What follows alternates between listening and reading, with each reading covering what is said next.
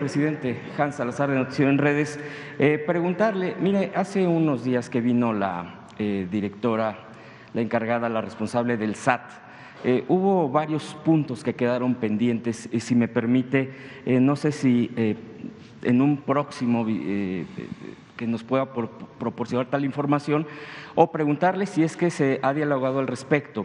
Aquí mismo uno de nuestros compañeros, Carlos Guzmán, planteó el tema de la problemática que hay, por ejemplo, con las constancias fiscales. El tema para la población en general que necesita este tipo de requerimientos de documentos, e incluso para sacar una cita en el SAT se ha complicado muchísimo. El problema es que la gente ha tenido en varias ocasiones que hasta pagar coyotes para que le saquen citas, ya que hay algunos que incluso se dedican a eso.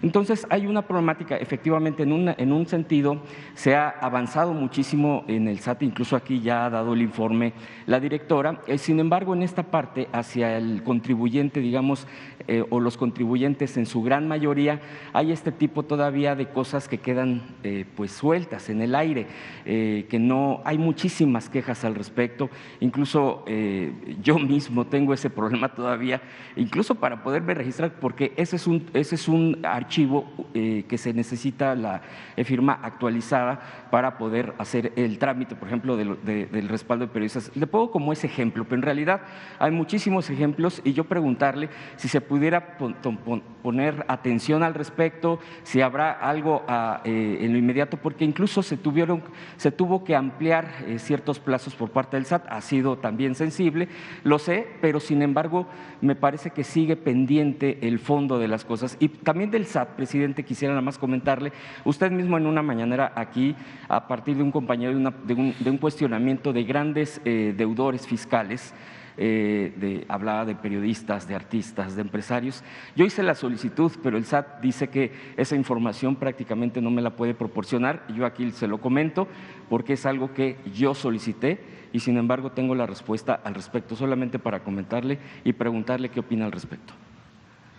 Mire, sobre el trámite, le vamos a pedir a Raquel Buenrostro que nos informe. Acaba de estar y van muy bien. Sí. O sea, es una institución que está cumpliendo con su responsabilidad y está ayudando mucho porque son eficientes, son honestos y nos garantizan los ingresos que necesitamos para financiar el desarrollo del país. Entonces vamos a pedirles que nos den una respuesta para simplificar estos trámites. Porque incluso se pudiera hacer en línea muchas de las cosas, presidente, que ya se venían haciendo. Yo entiendo que hay cambios en los procedimientos y nos los explicó aquí la propia directora Raquel. Nada más lo comento porque de verdad, y se nota, la gente nos escribe mucho, sí, a muchos de los presentes, porque quiere cumplir y dice, yo sí estoy de acuerdo con cumplir. Sí.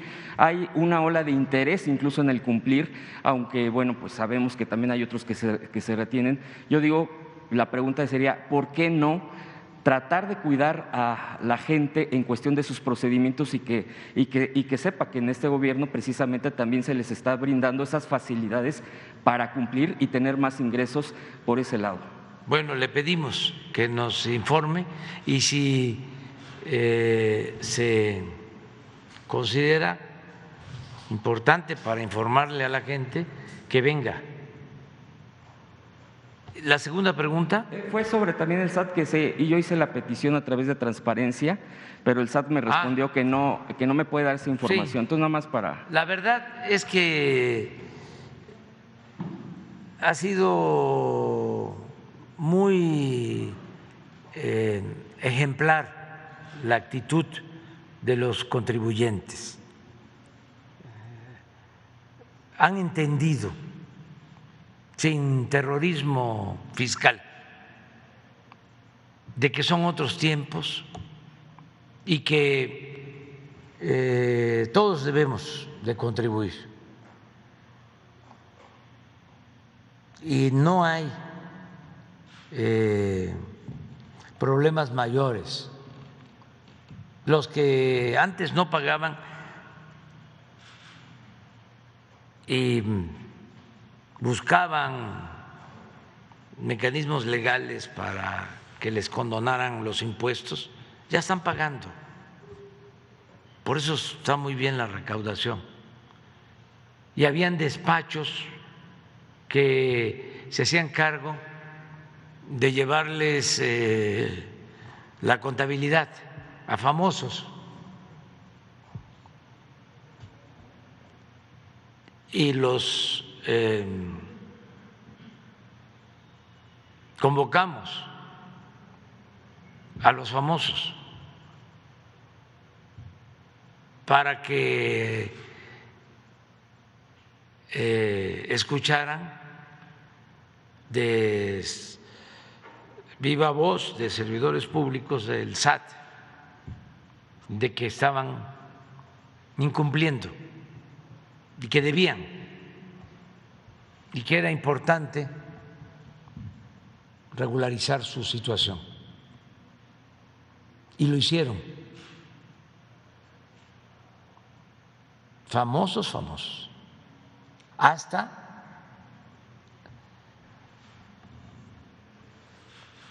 comunicadores. Y todos se están poniendo al corriente. Y ya saben que no hay privilegios para nadie.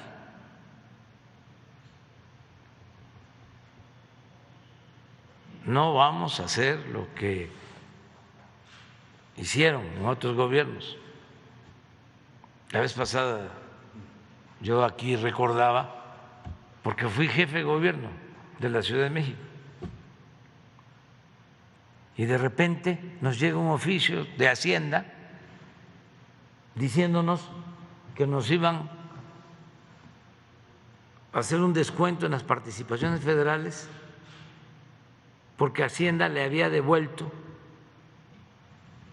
impuestos a Jugos del Valle, le había devuelto el IVA. Y resulta que el abogado de Jugos del Valle era Diego Fernández de Ceballos. Ya sé que se va a enojar, pero ya, ¿cómo es que dice la canción? Ya lo que pasó, pasó.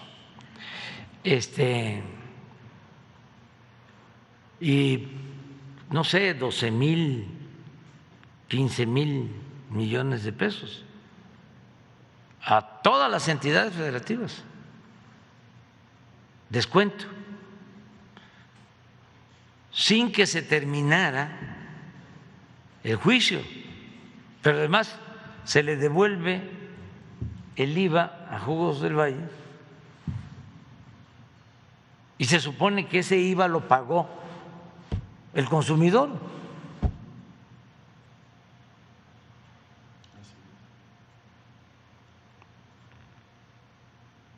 Entonces eso ya no existe, ya son otras reglas.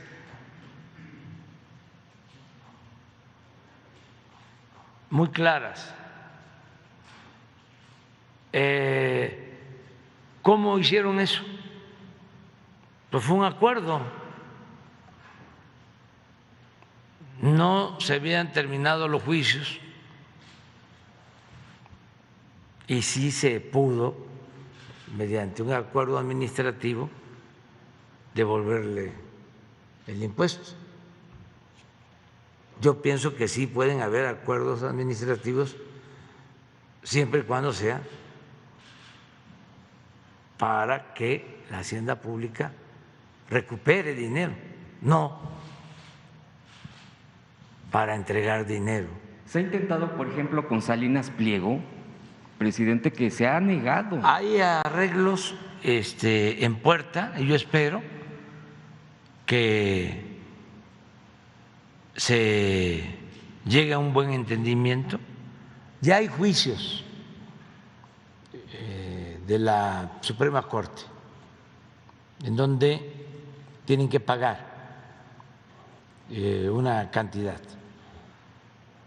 Y hay otros procesos también. Y se está buscando un acuerdo.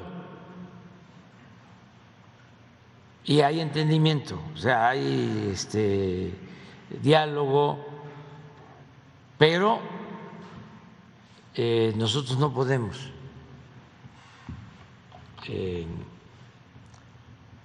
condonar impuestos a nadie,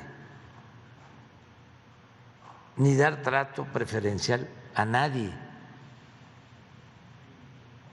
Y esto lo entienden todos, incluso Salinas, Pliego, Ricardo.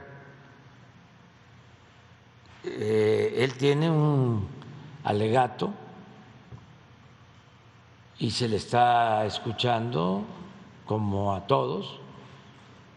Él sostiene de que le cobraron doble o que le están queriendo cobrar doble, que fue una especie de venganza en gobiernos anteriores.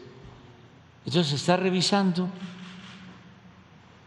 porque si hay algo injusto, se tiene que reponer el procedimiento. Si no, reafirmar lo que está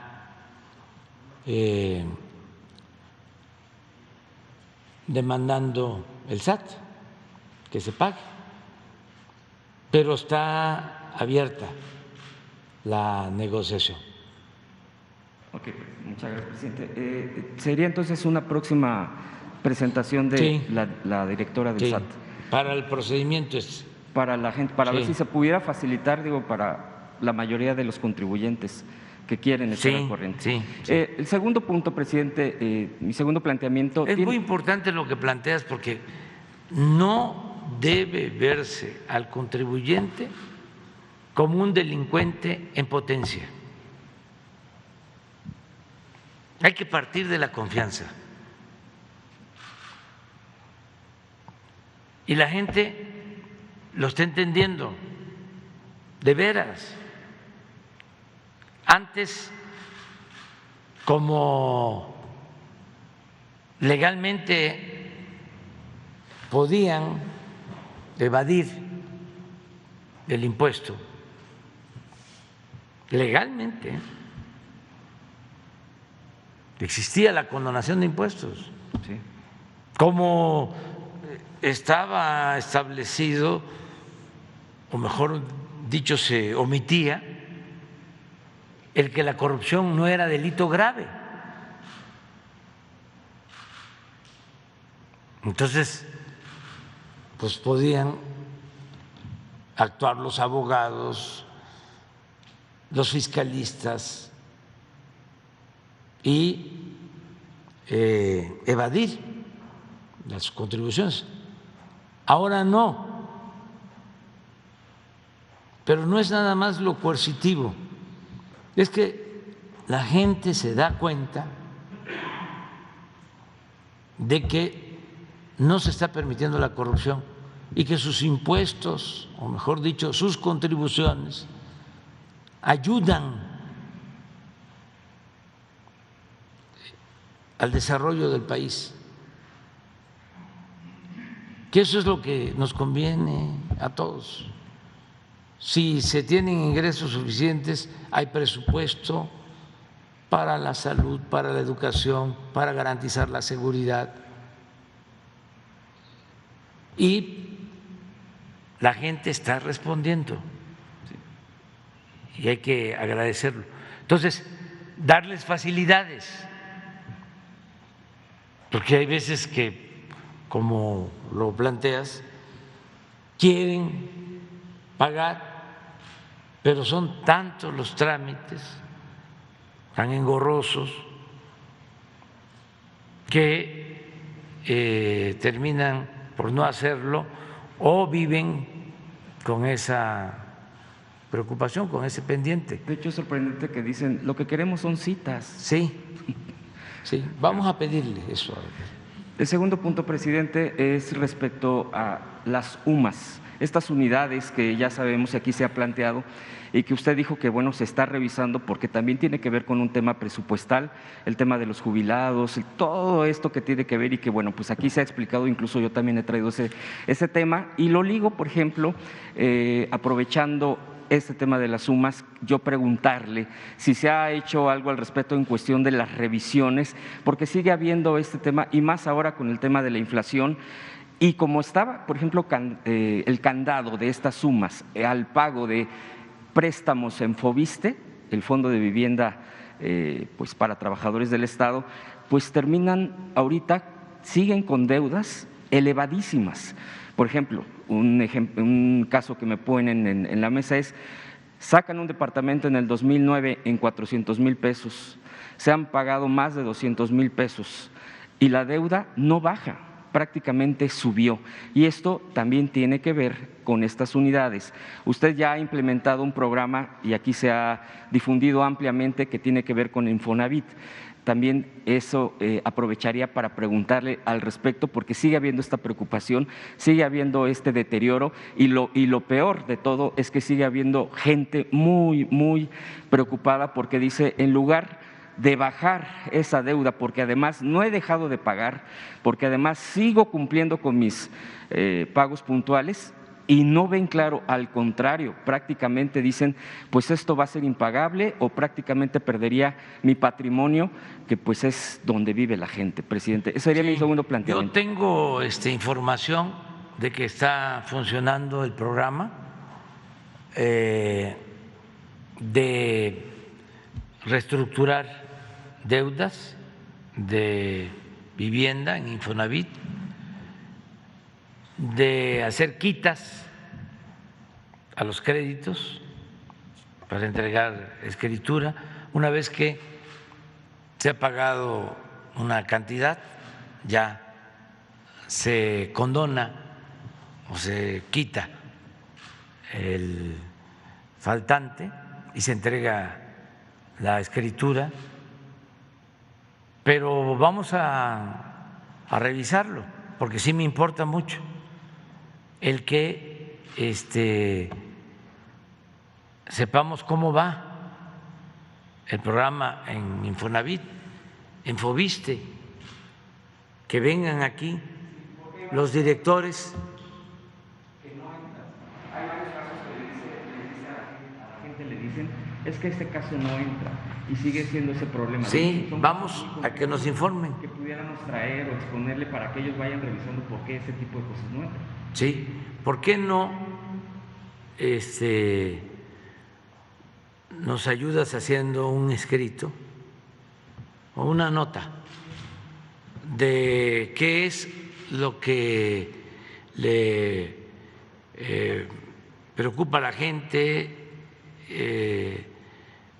y por qué siente que paga y paga y no va a terminar nunca de pagar? O sea, que se explique para que nos den respuesta, porque sí necesitamos tener respuesta. El caso de las sumas, yo nada más recuerdo que ya resolvió la Suprema Corte, ya es un asunto de tipo legal y nosotros lo que estamos haciendo a partir de que se mantienen las sumas, porque había la demanda de que desapareciera y que todo fuese medido con el salario mínimo.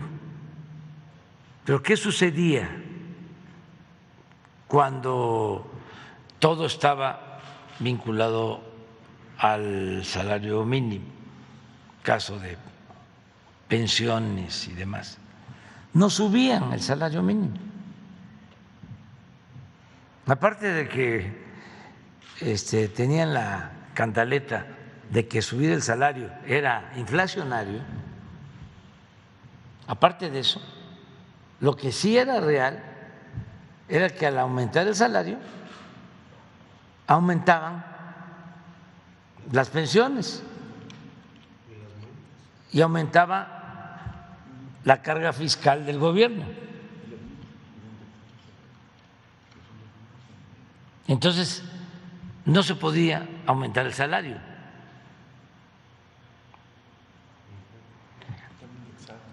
Nosotros estamos aumentando el salario, lo vamos a seguir aumentando.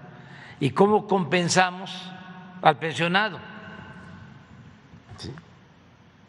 De dos maneras. Conseguimos un acuerdo para reformar la ley de Zedillo en materia de seguridad, en donde las pensiones se devalúan tanto que cuando un trabajador se jubila no va a recibir ni la mitad de su sueldo, porque esa fue la fórmula. Entonces se acordó con el sector empresarial y ellos actuaron de manera responsable, aumentar la cuota patronal. Al mismo tiempo, en la modificación legal, se redujo el cobro de comisiones en el manejo de las afores para que el trabajador ahorrara más. Eso se llevó a cabo para que al momento de la jubilación, cuando menos el trabajador reciba su salario que tenía cuando estaba en activo. Esa fue una manera. Y la otra forma es que decidimos aumentar al doble la pensión universal para los adultos mayores. Ahí, sean trabajadores o no, a finales del gobierno, ya para el 2024, ya va a ser el doble la pensión a los adultos mayores. Es una forma de compensar. Pero eso es por lo que tiene que ver con las UMAS, básicamente.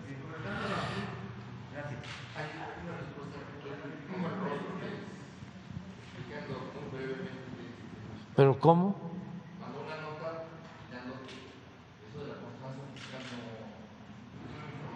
Pero que venga mejor, sirve. Que no la están pidiendo. Mejor que venga. Que venga mañana. Que venga mañana. Ya. Buenos días, presidente. Nancy Flores, de la revista Contralínea.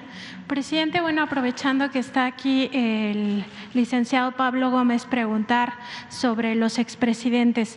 Usted ha dicho aquí que pues solo se les investigaría si la sociedad así lo decidía. 6.5 millones de personas votamos en esa consulta popular porque sí se les enjuiciara o se les investigara a los expresidentes. En el caso de la Unidad de Inteligencia Financiera, pues es un área técnica donde recibe estas alertas del sistema financiero y estas alertas tienen que ver con operaciones sospechosas, preocupantes o relevantes.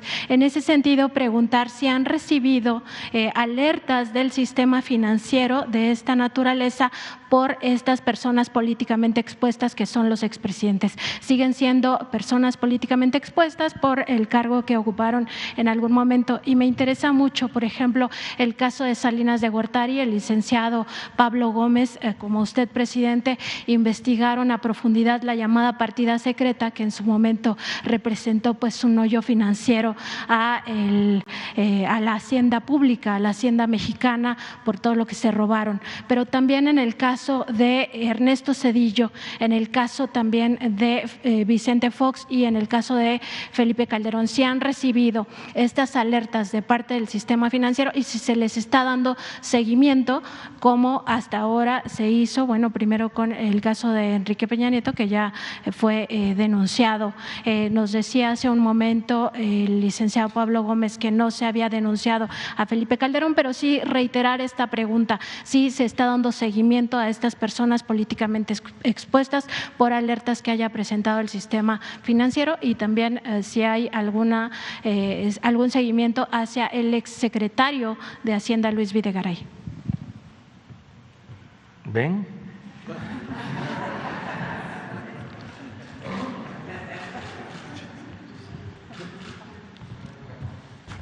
A ver, una cosa que hay que aclarar, que ya lo ha dicho el presidente.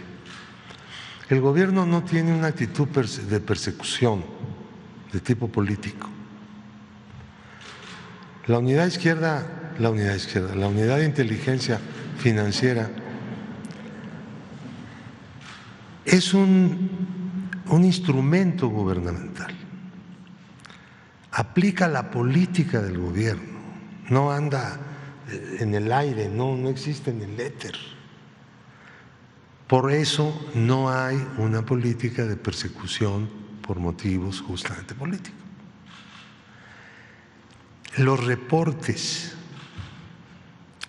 que el Sistema Financiero Nacional le da a la Unidad de Inteligencia Financiera en relación con las personas expuestas políticamente son de todos los días y de a todas horas, porque hay un catálogo de actividades que el banco inmediatamente lo capta y lo reporta, está obligado por la ley.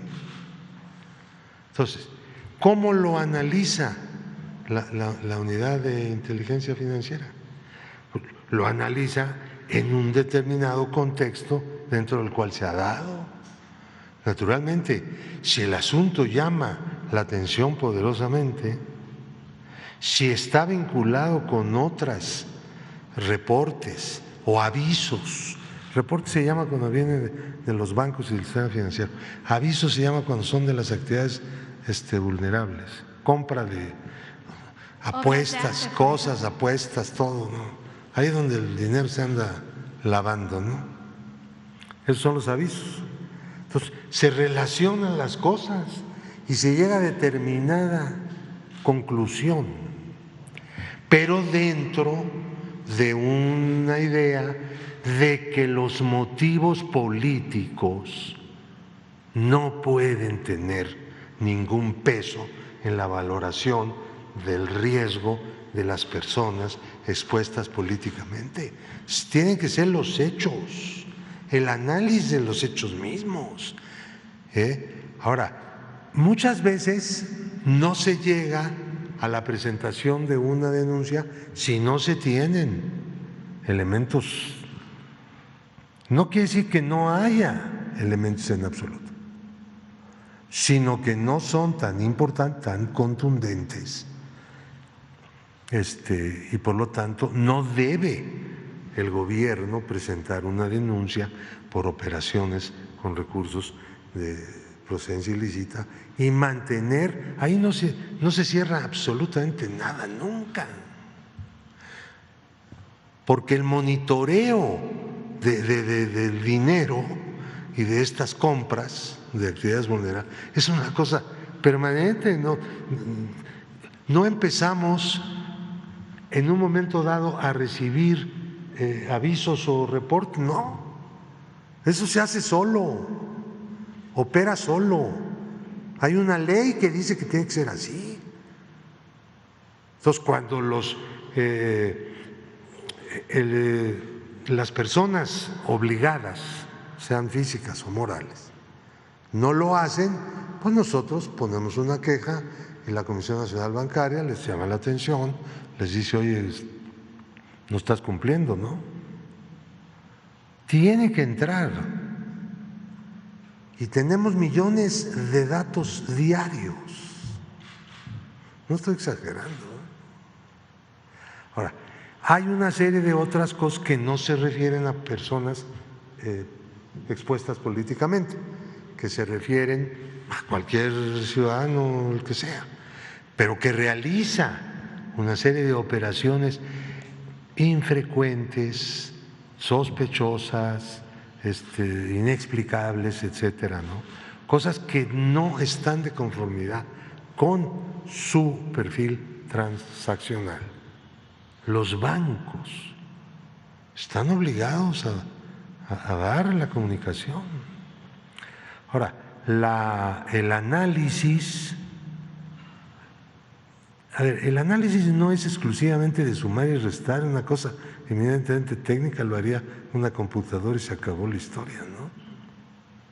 Hay que ubicar en un determinado contexto al sujeto que ha sido reportado. Y hay también informaciones que le llaman los especialistas en todo el mundo de estas cosas de fuentes abiertas.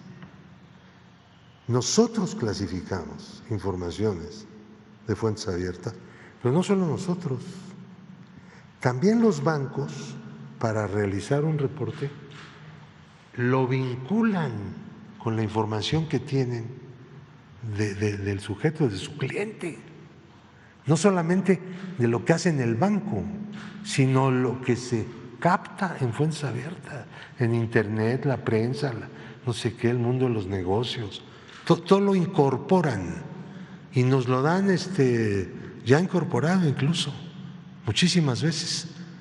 Claro, nosotros hacemos en relación con eso nuestro propio trabajo, ¿no? O sea, no dependemos de nadie en cuanto a esto, a lo que viene de fuentes abiertas, pero sí a lo que viene de cuentas, de movimientos.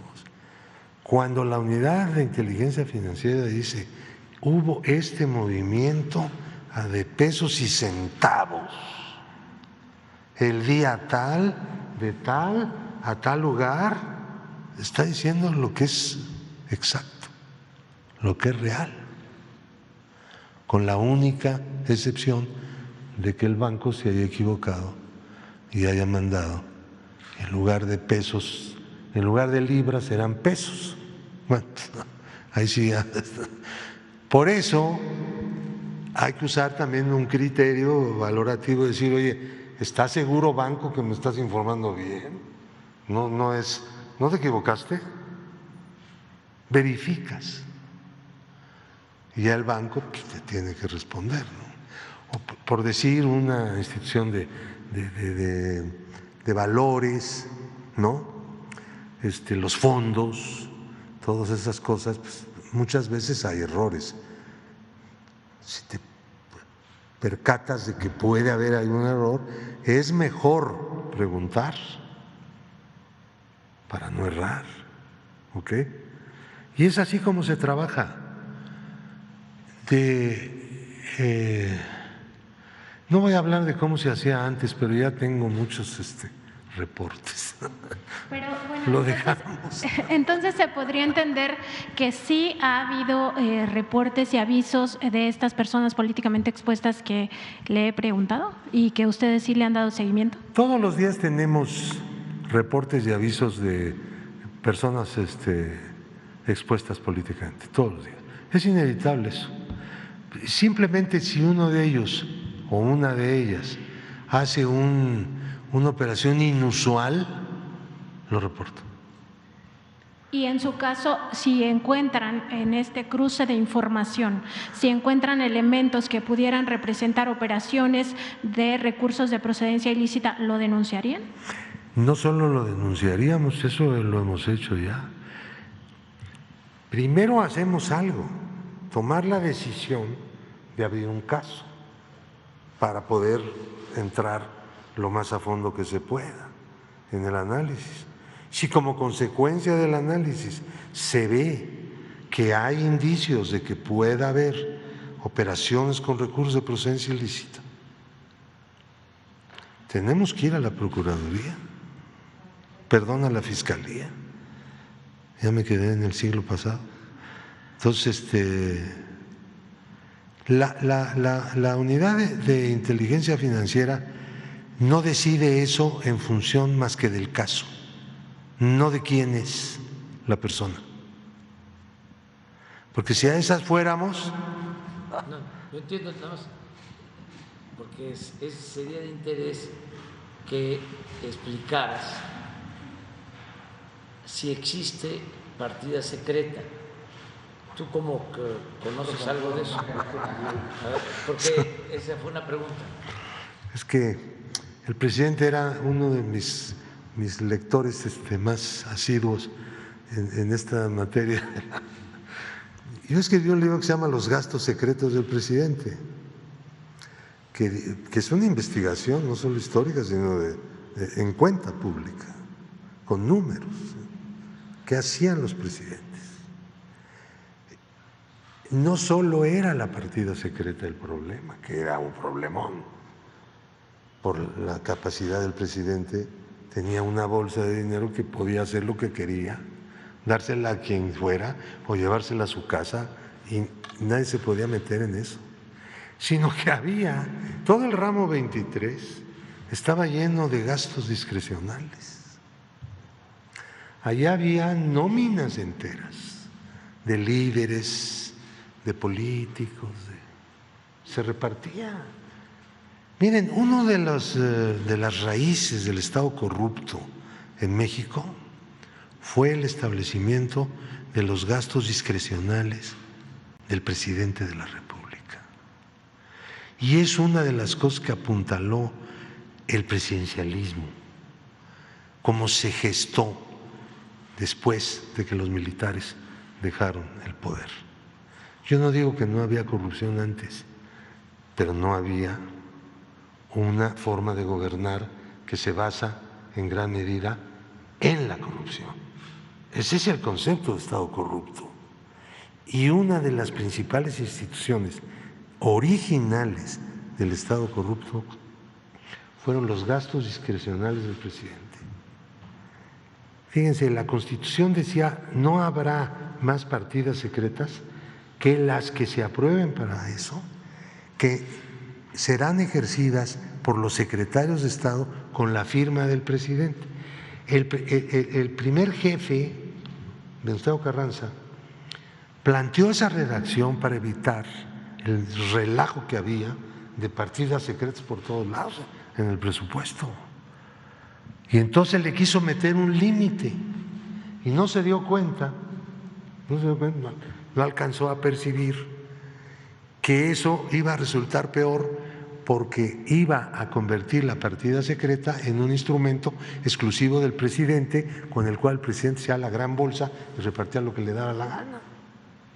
Bueno, no era esa la solución que planteó Venustiano Carranza, y se demostró pues ya con el tiempo, pero la cosa creció mucho más, insisto. Era todo el ramo 23, eran unas cantidades impresionantes. Pues ahí en mi libro están las tablas de las cantidades que discrecionalmente gastaba el presidente. Ahora ya no solamente no hay esas partidas en el presupuesto, sino que tampoco existen subrepticiamente, que era también otra manera de hacer eso, ¿no? El cambio es una cosa espectacular, hombre. Ya.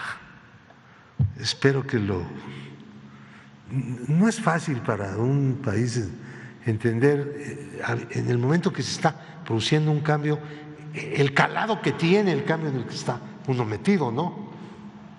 Porque de repente las cosas parecen que no han cambiado tanto como uno quisiera, pero erosionar el Estado corrupto. Miren, les quiero decir una cosa que a lo mejor es una imprudencia. La unidad de inteligencia financiera no estaba en la lucha contra la corrupción, era parte. Ahí se las dejo.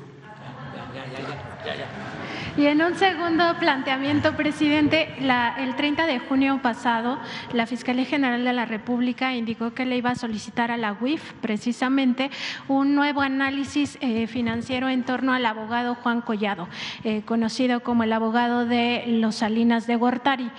Preguntar precisamente si en este nuevo análisis que hará la Unidad de Inteligencia Financiera sobre el caso Juan Collado se va a revisar a profundidad estos 5 esquemas de presunto lavado de dinero que ya se encontró previamente. Nosotros tuvimos acceso a los expedientes y ahí se habla, por ejemplo, de estas actividades vulnerables, como en el caso de los casinos, se da un vínculo con el que se conoce como zar de los casinos, Riva Palacio Magaña, otro vínculo financiero, por supuesto, en los dos casos, con los Rodríguez Borgio, que también son parte de de esta cadena Big Bola. Además, se da ejemplo del manejo de inmobiliarias, que es otra área vulnerable a las operaciones con recursos de procedencia ilícita, operaciones en efectivo que se hacen a través de empresas. También está el tema de las transferencias de divisas a paraísos fiscales, específicamente el caso de Andorra, más allá de lo que ocurrió con Caja Libertad, que es por el tema en el que está. Ahora, un juez determinó que ya no se daría seguimiento a una de las causas, que es la de fraude, quedan otras 2, por eso no sale el abogado, pero preguntar si se va a indagar mucho más a través de la Unidad de Inteligencia Financiera sobre estos temas, que además conectan financieramente con, por ejemplo, Roberto Madrazo, político priista, también con César Duarte, que ya está siendo juzgado con una de las empresas que tiene relación con Juan Collado, y con el general León Trawitz, que está acusado de huachicol, de presuntamente hacer robo de combustible en contra de Petróleos Mexicanos desde su cargo que ostentó en el sexenio pasado. Miren, lo explicó ya Pablo, hay una relación estrecha entre la Unidad de Inteligencia Financiera y la Fiscalía y hay cooperación permanente. Todo lo que solicite la Fiscalía se investiga y se le envía a esta institución que es autónoma y que es la encargada de hacer las investigaciones para los procesos judiciales. Todo. Que sea de dominio público. El señor, que es el titular de la Unidad de Inteligencia Financiera, tiene como su autoridad inmediata al secretario de Hacienda, y el secretario de Hacienda depende del presidente. Por lo mismo, el titular de la Unidad de Inteligencia Financiera depende del presidente, y la instrucción que tiene, para que se sepa, se oiga bien y se oiga lejos, es no ocultar ninguna información y mucho menos que la Unidad de Inteligencia Financiera se convierta en una simulación para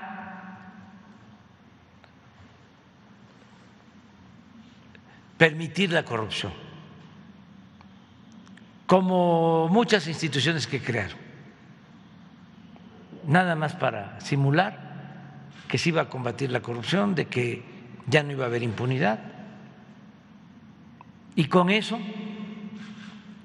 tapaban todo. Eso ya no existe. Él tiene que entregar toda la información a la Fiscalía, y la Fiscalía lo mismo, es un órgano autónomo que respetamos, pero tiene que actuar con rectitud y que no se permita la corrupción ni la impunidad. Y el Poder Judicial, lo mismo, lo que hemos hablado, de jueces, de magistrados, de ministros.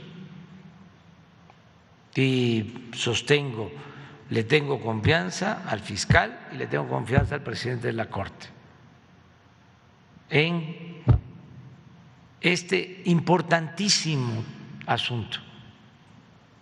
No podríamos salir adelante si no desterramos la corrupción. Ese era el principal problema de México.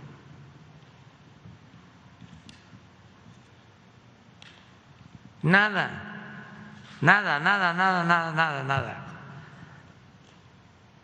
Y reto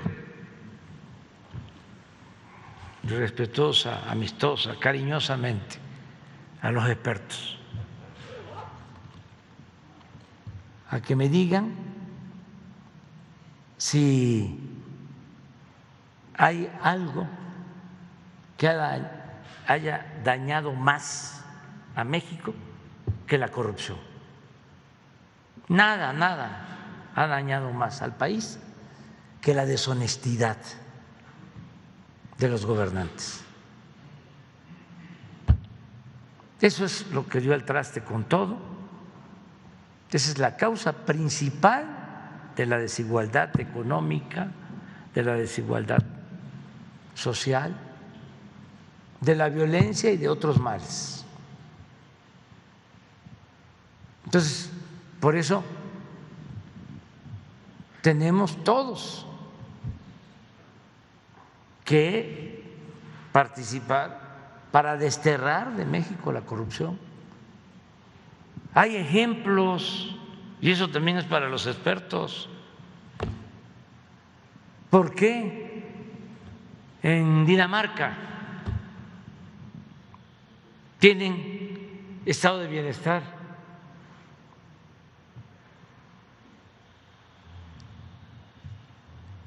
¿Por qué en Dinamarca no hay violencia?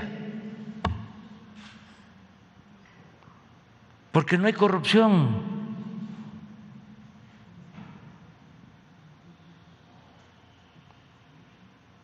A más corrupción, más desigualdad, más pobreza, más violencia.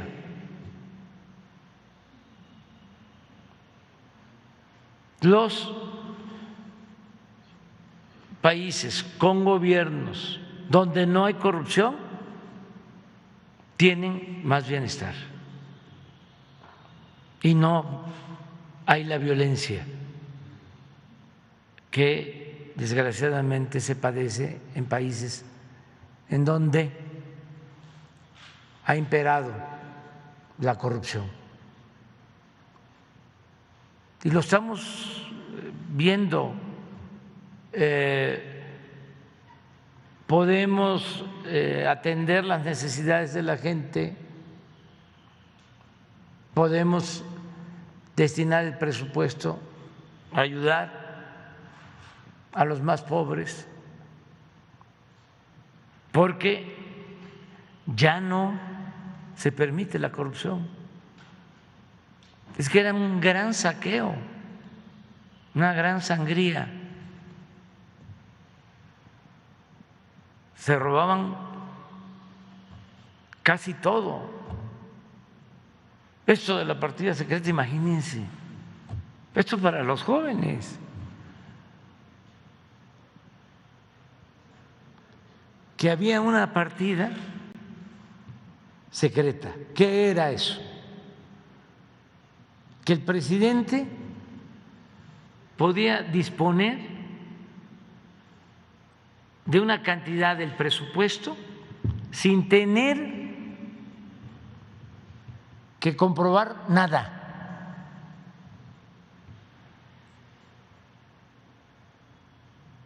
Solicitaba el dinero y como lo plantea Pablo, podía entregar ese dinero a particulares, a dirigentes políticos, a dirigentes sindicales, cooptar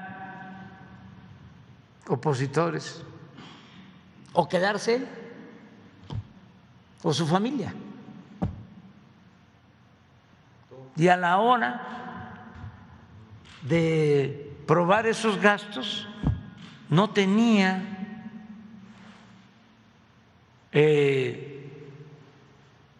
ninguna responsabilidad. Estaba permitido legalmente.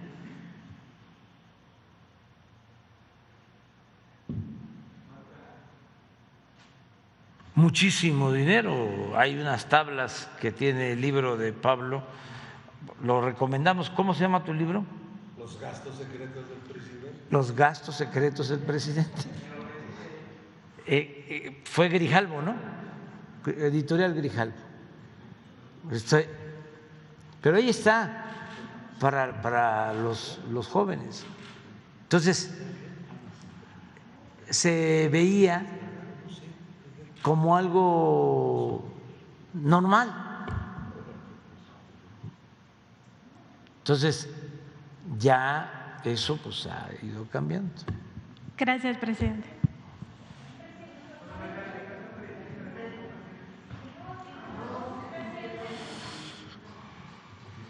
Ya nos vamos. Buenos días, presidente. Beatriz Contreras Castillo, de la revista Polemón. El día de ayer, en el gobierno de Francia, ya se buscó nacionalizar la energía eléctrica.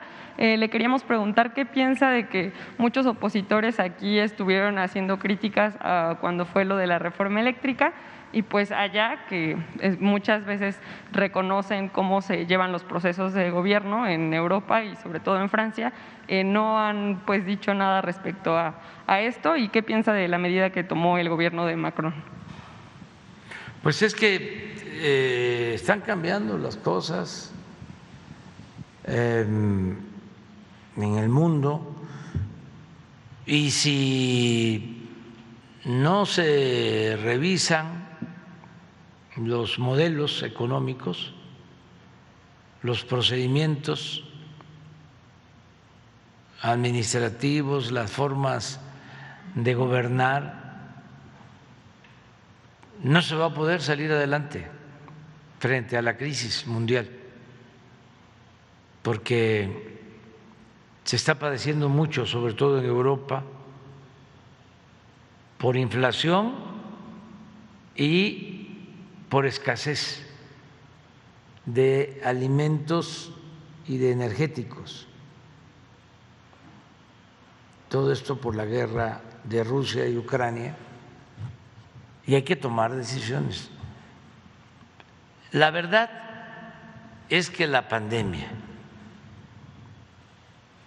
y la misma guerra de Rusia y Ucrania lo que hicieron fue, con una secuela de mucho dolor, exacerbar la crisis que ya venía del modelo neoliberal.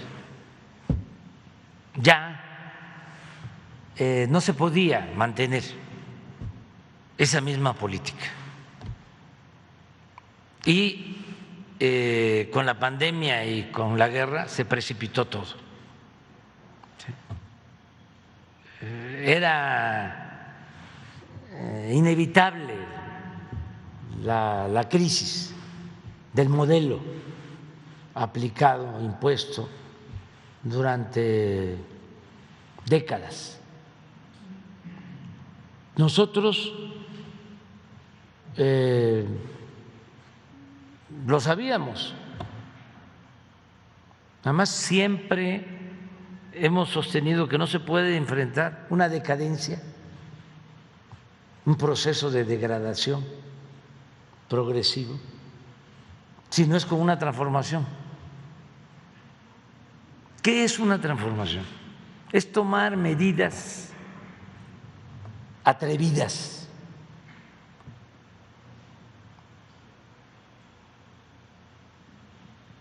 para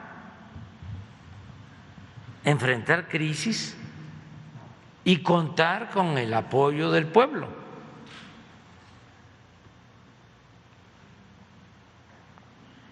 Para poder consumar o realizar, llevar a la práctica esos cambios. Pero se necesita tomar decisiones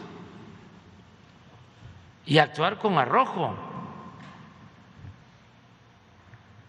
Si no hay arrojo, no hay porvenir.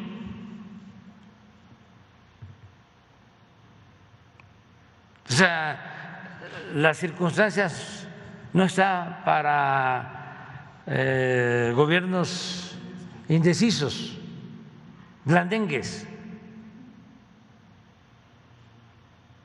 La indecisión en épocas de crisis es funesta. Entonces hay que tomar decisiones. Ayer hablábamos de eso. Todo lo que hicieron los franceses es correcto. Nosotros desde el principio dijimos, hay que prepararnos porque si continúa la pérdida de producción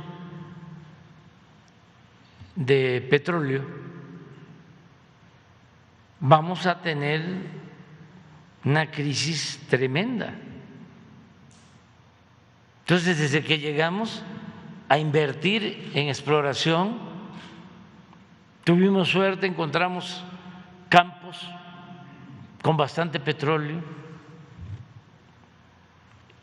y se invirtió para extraer petróleo, porque al mismo tiempo, como parte de la crisis que heredamos,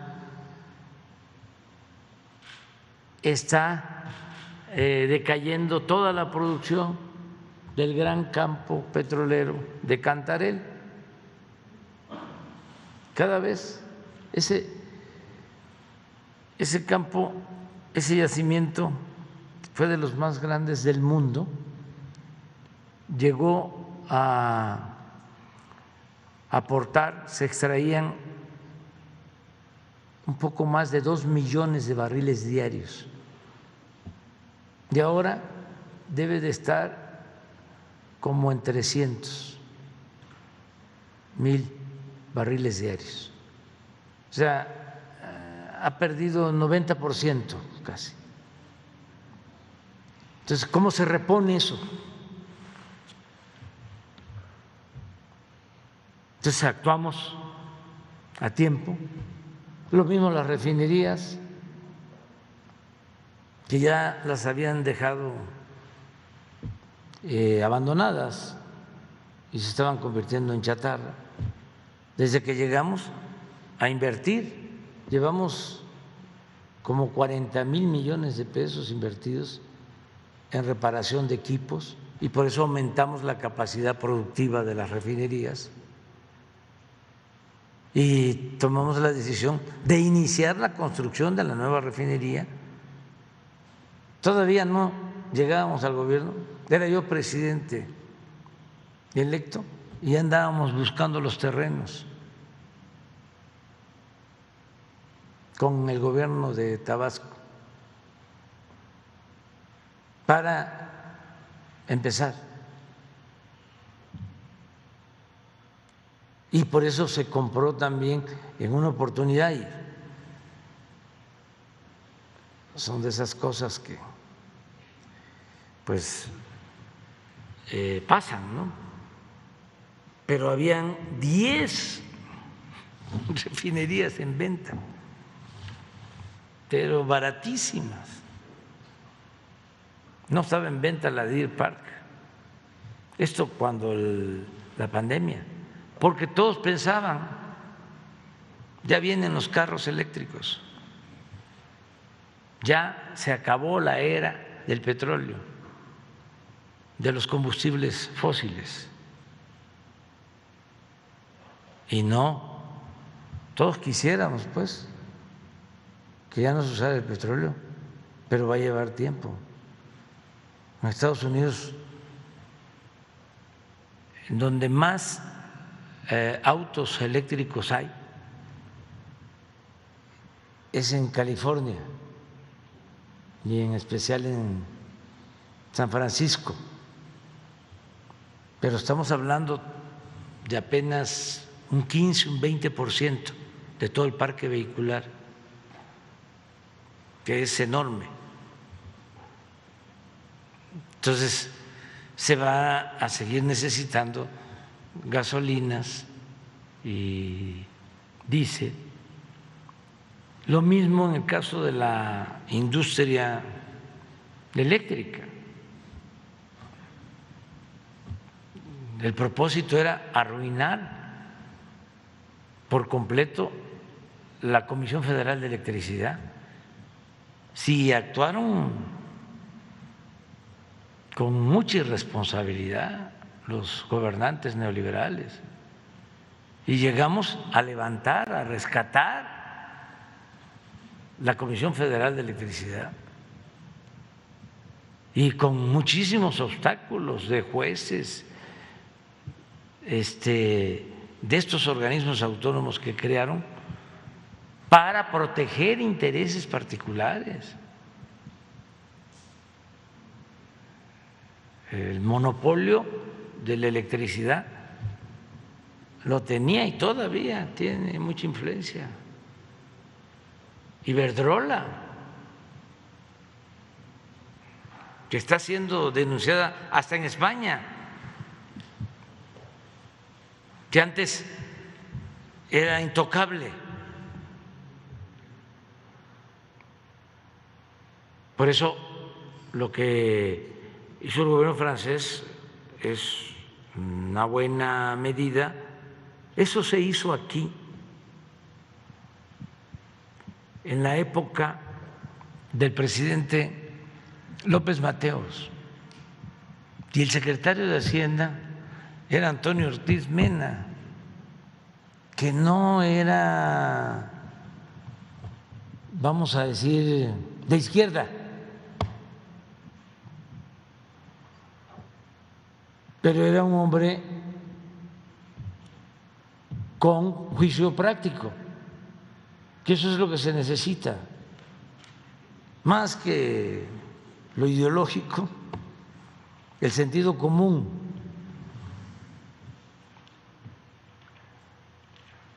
Con él, que no era economista, que estuvo 2 sexenios como secretario de Hacienda, la economía de México creció a una tasa promedio anual del 6%. Fue secretario de Hacienda de López Mateos y de Díaz Ordaz. Y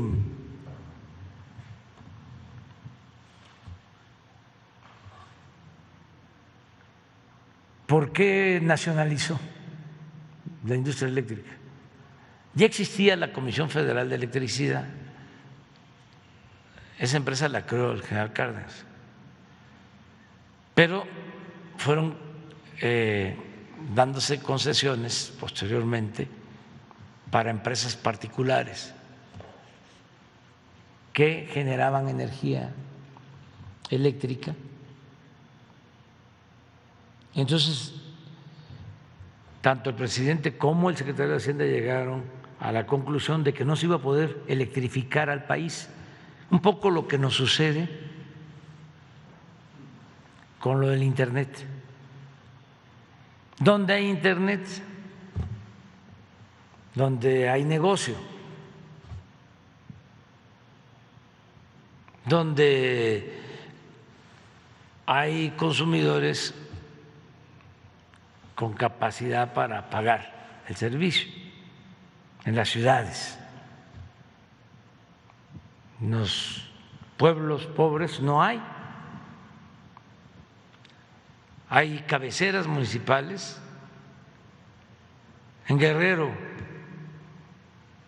son 81, 84 ya creo, municipios, pero hay como 6 o 8 que no tienen internet ni en la cabecera municipal. Bueno, ¿por qué? Porque consideran que no es negocio. Entonces pasaba lo mismo con la industria eléctrica.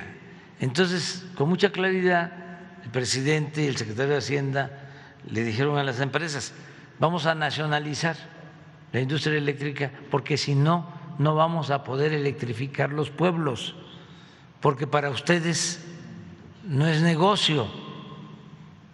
Y gracias a esa medida se electrificaron todos los pueblos de México,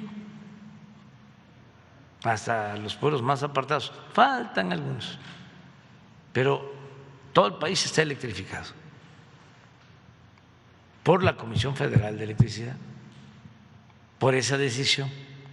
Entonces, ahora los franceses, que ya tenían una participación en esa empresa considerable, necesitaban más libertad para poder operar, garantizar, enfrentar el problema que tienen de la falta de insumos para la generación de energía por la guerra de Rusia con Ucrania. Entonces, muy buena decisión. No se trata de que el Estado asfixie la iniciativa de la sociedad civil, no. Tiene que haber una participación conjunta del sector público, sector privado, del sector social, pero sí en cuestiones estratégicas el Estado tiene que ejercer la rectoría. Y eso es lo que ya no se aplicaba o estaba satanizado durante el periodo neoliberal. Todo era dejar que el mercado, lo particular, las empresas, se ocuparan de todo, del abasto de la electricidad, del abasto de la gasolina, bueno, de la salud, de la educación, de las cárceles, del alumbrado público, de la recolección de basura, de las guarderías. ¿Por qué fue la desgracia lamentable de la guardería ABC? Porque estaba privatizada. El Seguro Social, que tenía la responsabilidad de administrar, de manejar las guarderías, las subrogó. Era privatizar la seguridad social. Eso era lo que predominaba.